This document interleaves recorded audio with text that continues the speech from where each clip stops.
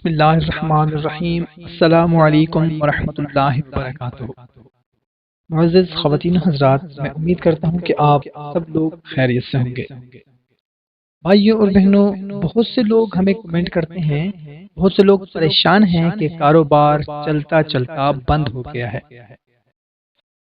کوئی دکان پر آتا ہی نہیں ہے، یا کوئی بزنس ہے، کوئی فیکٹری ہے، تو وہ جو کاروبار تھا وہ بند ہو گیا ہے، اس میں کوئی ترقی نہیں ہو پا رہی، برکت نہیں ہو رہی، کاروبار ٹھپ ہو گیا ہے۔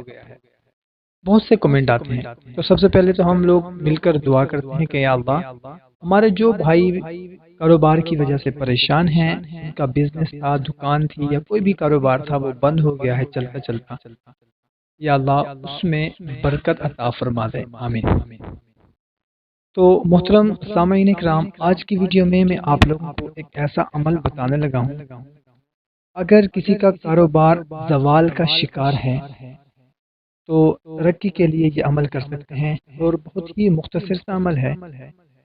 تو عمل یہ ہے کہ فجر کی 2 سنتوں اور فرض کے درمیان ایک تسبیح آپ نے پڑھنی ہے، سبحان اللہ و بحمدہ سبحان اللہ العظیم استغفر اللہ پڑھیں، اور اس کے علاوہ دن میں ایک تسبیح یا باسطو یا فتاحو یا کریموں کی پڑھنی ہے، اور اس کے بعد اللہ کے حضور رو رو کر گڑ گڑا کر اپنے کاروبار کے لیے دعا کرنی ہے۔